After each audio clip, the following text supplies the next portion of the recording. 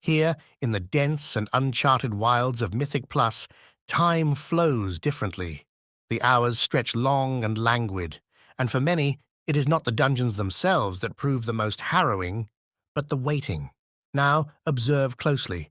There, lurking silently in the underbrush, the Retribution Paladin. Statistically, the most common specimen among the DPS herd. With no ability to tank and no capacity to heal, this proud but fragile beast finds himself at the very bottom of the food chain. It is said he cannot read. Driven by stubborn pride and unyielding optimism, he applies only to the highest keys, those far, far beyond anything he has ever timed. He does not wait with patience. He waits with delusion. Rejected time and again, the Ret Paladin retreats, not into the shadows, but to Reddit, where, in his native habitat, he crafts an elaborate post, a call to arms, a cry for change, and there he waits. Such is life in the Group Finder, a brutal, beautiful ballet of patience, pride, and rejection. That sounds a bit dramatic, so I wanted to test if it was true. On March 27th, 2025, I conducted an experiment by recording the eye level and IO of the first 40 applicants of the most popular keystone levels. Now, those are your 2s, 7s, and 10s. And then to keep things consistent, I set my role to tank and only listed Priory. I don't have any tank IO, but I am 3k as a DPS, and that may arguably skew the results, but since applicants would only notice that after they found my key, I'm not concerned. I do think that it helped me get to 40 data points faster, but that's about it. The data was still extremely surprising. The average applicant for a 2 is 636 item level. The average IO for 7s is almost 2k. That means that they've already timed more than half the dungeons in the pool at a 7, and they're still applying. That's brutal. That's why people can't get into keys. And I've seen a lot of buzz about how hard it is to group, but I never have that problem. And I know 5 tricks that will get you out of queue and into keys, and I'm going to explain them all to you in the time that it takes my no IO 624 rogue to fill his key. Firstly, your UI will get you into groups. Meet the holy trinity of WoW LFG: WoWOP.io, Raider.io, and Premade Group Filter. Since millions of people have downloaded the last two, I'm going to start with the one that most people don't know about, which is WoWOP. This is an add-on that skims Warcraft logs for logged keys and lets you quickly see at a glance how a person performs. This is broken down by spec, indicates sample size, and records average performance per bracket. Helpfully, it also compares interrupts and mechanics. This add-on works in conjunction with Raider.io to show you at a glance the relative skill level of applicants for a particular key range. Key logs aren't perfect. If you're like me, you only want to see purple or better in raid. Because they are broken up by key level, you want to aim at meeting or exceeding the performance of the average person timing the key. If you are parsing purple, your gear and skill level have exceeded the content you're doing. Go do harder stuff. Again, this isn't gospel. This is just more data for you to use when making a decision. If you have a prop paladin, you probably don't care if that shadow priest never interrupts. Also, if someone has a small sample size of logs, then the data is less reliable. I actually ran the key that I'm filling in the background of this video. I will post the log for this key in the liner notes, and you can laugh at how bad I am at rogue. For the final time, you should never use only one metric to make your decision, whether that's eye level, IO, or their log performance. 500,000 people are already using WoWOP.io, and they are logging their keys and using this information. You need to be doing the same. Log your keys. There are many guides on how to set up a Warcraft Logs account and log your key, but it truly is as simple as opening an account, downloading the app, starting a log, and then typing /combat log. Everyone knows how Raider.io works, but in case you don't, you should know that your characters are already on it. Unfortunately, many group leaders use the mysterious score curated by this website as the sole criteria for inviting or declining you. Go to their website, log into your account, and please, for the love of the children, please mark your main and claim all of your alts. I am so tired of seeing your 3k alt note when I can see that either it isn't true or you haven't set up Raider.io properly. Don't get declined because of this. It takes you 10 seconds. PGF, or Premade Group Filter. 13 million people already use this add-on. You should use it too. It lets you sort and filter for dungeons. It works in conjunction with the built-in search. Blue listings have a friend or guildie in them. Purple listings are ones that you've already been declined from. And also, don't re-queue for groups that won't take you. It's an act of insanity. They're never going to take you. They didn't take you the first time. You also never want to queue as multi-role. It freaks people out. Most people only play one spec, and they think that other people are the same. It also implies that you play one spec better than the other. You have an off spec, and the group leader assumes that you're queuing with said off spec. It's just the way it is. That's the first secret. Information and filters will let you select better groups, increasing the quality of your applications, and thereby decreasing the amount of time that you spend in queue. All right, now let's go see how my rogue's doing. So we're about a minute and a half in, and so far, not a single person has applied to my key. I know it's pretty unattractive, and I find that this is the point in queue where I start to get a little crazy. And I'm like, oh my god, no one's ever going to apply. And I just need to believe. I need to channel that energy. Someone will come along. All we need is a B-res, really. And there he is. Amon, my B-res. I don't even look at this guy. I just invite him immediately. I want to establish momentum and get a B-res as soon as possible. I am so happy that this guy applies. All right, okay, let's go back to the video. This leads me to my second trick. Ever heard the saying, give a man a fish and you feed him for a day, teach a man a fish and you feed him for a lifetime? Well, the same is true for the meta. Usually the meta is just a fish that's given to you. You go to Raider.io and you see that the top keys are being timed by Vengeance Demon Hunters and you assume that's it, that's the only tank. But what if I told you that the meta isn't real? It's just the best idea we've come up with so far. By understanding why the meta exists, you can easily break it and find successful off-meta groups built around what you want to play.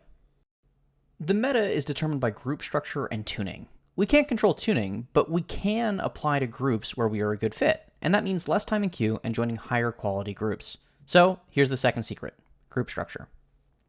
For example, last season, everyone knew Shaman was amazing, grossly overtuned, and Poison Cleansing Totem was so strong they had to nerf it immediately.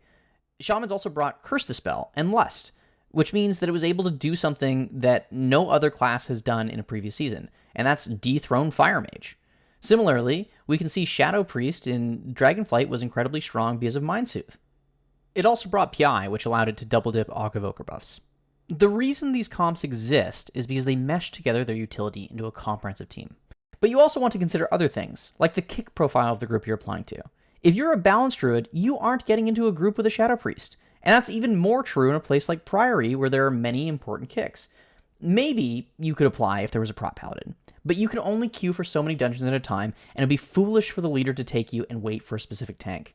Worse, it'd be foolish for you to willingly enter that situation, and I think, not to add a third worse here, but you would then be in the position where you probably don't take a prop paladin, you go into the dungeon, you don't have enough kicks, and you have a really bad time. When running your weekly keys, you want to be aware of what dungeon-specific utility your class is good at. If you are a rogue and you just want to farm your 10s for the week, then you should be queuing for Workshop because there's a very desirable and very popular Shroud skip before the final boss. That means you're going to get invited. Tuning in the War Within has actually been pretty good. It's easy to subconsciously fall back to the 5-class meta you memorized, but it's lazy, and it's forcing you to sit in queue and doom about how you aren't one of those classes. I put together some example comps. I started with the physical damage comp that is currently breaking the spell cleave meta. I'm calling it Squish Cleave, partly because it's physical damage and partly after the tank at the group who is pioneering it. I iterated on it to show an alternative example that you could also run. You could also run a Resto Druid and a Windwalker and have the same utility, and obviously these iterations are where tuning comes into play. I also crafted 3 more comps that work well together for the 3 most popular quote-unquote off-meta classes, according to Raider.io. Rep Pally, Havoc Demon Hunter, and Blood DK. You can, and should, iterate on these. For example, you might think that the Rep Pally comp should take a Fire Mage instead of the Dev Evoker, and you might just be right. But since we're building around the Rep Paladin, the Intellect buff doesn't do anything, and Dev is a better PI target. Here's why this comp works. Firstly, it's going to bring 4 raid buffs, including Mark and Ford, which are the 2 best buffs for M+. The Mastery buff is also highly valued by every non-shaman in the group, and Diva Aura is always going to be good. Secondly, it brings 2 natural battle reses. This is really useful in case, the tank dies. Thirdly, Lust. Fourth, the Shaman kick helps offset the Priest's lack of kick. I see a lot of Shadow Priest builds that don't even take silence anymore. Fifthly, each DPS brings a strong external. Renewing Blaze is super high value for Guardian Druid because it'll dip in its mastery. Bop for bleeds and tricky situations, and of course PI, which the Evoker can use in single target and AoE to great effect. Oh, and I also forgot to mention, the Paladin and Priest bring excellent off-heals. This group is super tanky. This comp is probably a little weak in regard to stops and interrupts, but that's about it. And I have to admit that I'm a little proud of this cook. I think that this is a super viable comp. If you are a Rep Paladin, then you want to prioritize queuing for groups that are being led by classes you synergize with. You are more valuable to these groups, and by increasing the value of your application, you decrease the amount of time you spend in queue, and you end up in better groups. Also, while I'm giving advice to rep paladins, press WOG more on your teammates. WOG is going to save you 15 seconds on a timer. Divine Storm saves you 1. Alright, I'm not going to do a deep dive into the Havoc or Blood Death Knight cooks that I have up here, but I do want to point out that the Shaman, Warlock, and Mage symbol indicate that you can take any specialization of that class, depending on tuning and who queues. If you want to see more of this kind of content, let me know in the comments and I'll make another video. Now, let's check in on my rogue. The queue has been looking pretty dead, and a Shadow Priest, Pelegonn. Unfortunately, Pelegonn is never going to get an invite to this key because he does not bring Lust. Inviting him means that I would have to wait for a Resto Shaman or a Prez Evoker. We don't need a Lust to time this 2 Floodgate, but Lust and Battle Res are the 2 most important pillars of group formation, and I'm making a video about it. We each only get 5 applications, and right now, Pelegonn is wasting 20% of his search efforts by applying to my group. If he was using PGF and understood group structure, he would be able to see that the group has a rogue and a DK, and he'd be able to deduce that the 3rd DPS slot is going to a Lust class. There's no reason for me to invite him. Welcome to trick number 3. Be hot, date ugly. The ideal candidate is John 3-Chest, who has already 3-chested this key before and will 3-chest this key again. John 3-Chest is only going to queue for a key beneath his skill level for 2 reasons: gear or guilt. Maybe he needs crests, maybe he needs one specific drop, or maybe he's just been asked to carry his friend's little brother. More likely, John 3-Chest is queuing for the latter. If you're going to have the choice to take a Giga Chad and a Rat to your non-title key, you always take the Chad and the Rat. More importantly, these guys are only queuing for 3 types of keys. 6s for Hero Track Gear and Runecrest, 7s for Hero Track Gear and Gilded, and 10s for Vault. If you are applying to 6, 7s, and 10s, those are pretty hot keys. You aren't going to stand out there. So this brings me to a little secret I call dating ugly.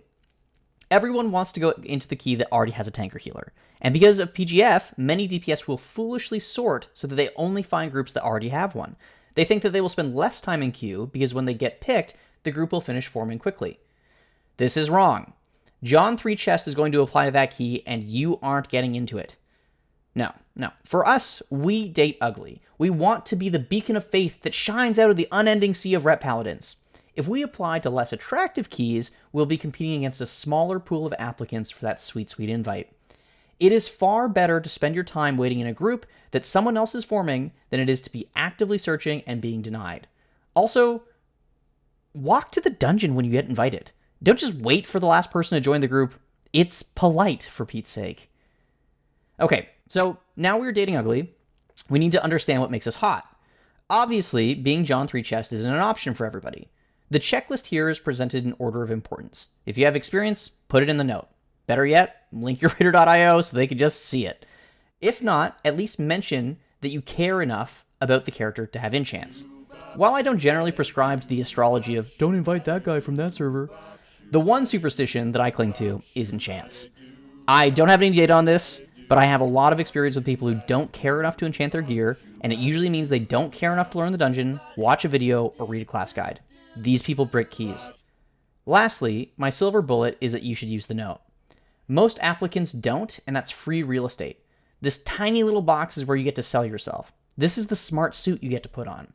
This bad boy fancies you up so that you get noticed and you get picked. You want to remind people of why they should take you. And so here are my silver bullet LFG notes. If you don't know what to write in your own note, pause the video here and copy one of these. Or visit the link below to my Google Sheet for this video and copy and paste it from there. Remember, you can always tailor your note to your application. If you see a healer is the one listing a key, then you're going to score extra points if you put in your note that you have your defensive ski bound. Do you know how rare that is for DPS? That healer is going to be overjoyed to take you. Spending a couple hundred gold on jumper cables just so you can put NG B-Res in your note is going to save you a ton of time in queue. If you aren't a B-Res class, it also opens up a fit for you in comps that don't have a B-Res yet. Making your own spot in a group is that easy. I want to also draw your attention to the Druid note. I play Druid, and this is the one that I've used for a very long time. You would be surprised at how often people invite me because I just tell them that I'm willing to be nice. Being nice is free, it takes no effort, and it saves me hours in the queue. Of course, if you put something in your note, you're then honor bound to meet that expectation. And if you can't rise to the occasion and be nice when someone bricks the key, then you can also just say nothing. It takes no effort. But a qual, You said at the beginning that the average person queuing for a 7 has already timed most of the 7s. How can I time my first 7? Or maybe it's your first 11, or 12, or 13. LFG. You need experience to get a job, and you need a job to get experience. If tanks are only applying to keys with healers in them, and healers are only applying to keys with tanks in them, how the hell do you kickstart this LFG machine and make it print IO? Welcome to the fourth secret. You need to group like Gallywix. Let me explain. So the reason Gallywix is such a poorly designed pushover fight is thematic. It was his henchmen and goons that made him. Without the backing of the other cartels, he was nothing. You need to be constantly on the lookout for good players. You need to add them and then message them on your battle.net. I know, it can be scary to message somebody and ask them if they want to play. Most people want to play the game if they're online. That's what they're doing. They're playing the game. You need to be the CEO. Now, obviously, you've heard a million times, just run your own group. And it isn't that simple, which is why I have included the secrets to forming a group. The first thing you need to do is you need to remember secret number 2. Group structure determines the meta. Focus on the fundamentals and ignore the specifics. You need a B-Res? Take that Guardian Druid. You're not going to wait forever for a VDH. Secondly, fill the DPS slot last. Don't invite 3 DPS immediately. You want John 3 chest to apply. You also want duos to apply.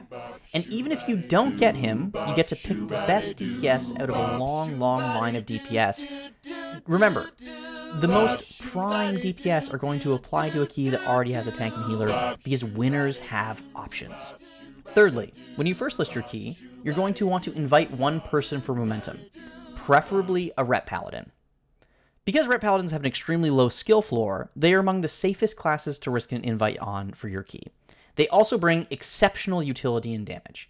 Now, it would be extremely unethical to then change said AFK Paladin's role to healer, but it wouldn't be a lie. Ret Wog heals far more than Holy Wog, right? You can always swap him back once a tank signs up. Hey team, post-production Aqual here. My lawyers have informed me that this is actually illegal, and you should never do it. I'm not a cop, though. Number 4, you should be just as picky about what tank you take as you are about the DPS you take. If anything, slightly more. Eye level matters more for the tank than anybody else, and healer eye level also matters more than DPS eye level. Importantly, damage doesn't time keys. Defensives do. Understanding the route that the tank is going to take and having a tank that knows what routes are good means that you stand a much higher chance of timing the key. Be picky about the tank you take. I see a lot of people spending a lot of time, hemming and hawing about DPS because those are the options in front of them. What you need to be thinking about is what tank is good enough to time that key so that way when a tank applies, you already have a standard in mind. You're not saying, oh, this is the best I could find. You're saying, oh, this meets what I need. 5. As you're forming, ask the highest IO group member to hold lead. This will encourage more people to apply to the key. Then, as you're sitting there, tell them who to invite. Remember, most of the people that signed up to a key don't want to be forming a group. Hell, you don't want to be forming a group either, right? Forming a group is hard. Now that you have the tools to form the group, you understand group structure better, you aren't lost here, but it also means that you're going to have to be actively looking at the queue. Remember, you aren't abdicating your responsibilities, you are now the puppet master. You are going to then coach that person who is higher IO to invite somebody of your choosing to your queue. 6. No one is queuing for your 9 Theater of Pain. Drop it to an 8, 2 chest it, never look back. And 7. Decline people that apply. If you decline someone, that means they can apply to other keys. If those keys are filled, then there are fewer keys competing with you. You are going to get more applicants because you've denied people. I know, it's tempting to keep them in queue, thinking, oh, well, maybe this guy, if somebody else, decline them. It's also much easier to see the big fish in a pond without all the gunk in the water. When you have that person that finally applies, that meets the standard that you've set for yourself, that you think is certainly going to time this key, then they will stick out immediately. They aren't going to be buried at this long list. It's polite. It decreases the overall LFG waiting process for the entire community. Decline them. You aren't being mean. This is the right thing to do. And lastly, we come across the 5th secret. Let me tell you a story. In Dragonflight Season 3, I met a rogue named Z's. We pushed keys, And we actually found out that we live a 5-minute walk from one another. And we actually shop at the same grocery store. I have never, ever met him in real life. One day, Z's changed my life by introducing me to his Zen mantra. Brick is life. You are going to brick keys. You need to brick the same key many times before you are ready to time it. Bricking keys is the path to timing keys. The brick reveals flaws. The brick teaches. Brick is life. That's it. Those are my 5 secrets. You might be wondering why I've opted for such a terrible clickbait title. Well, as a small content creator, I'm obligated to debase myself before the YouTube algorithm. So if you could drop a like and a subscribe, that means that I won't have to write and say obscene sentences like 5 tricks you need to abuse to get invited to keys with good players. God, I hate it so much.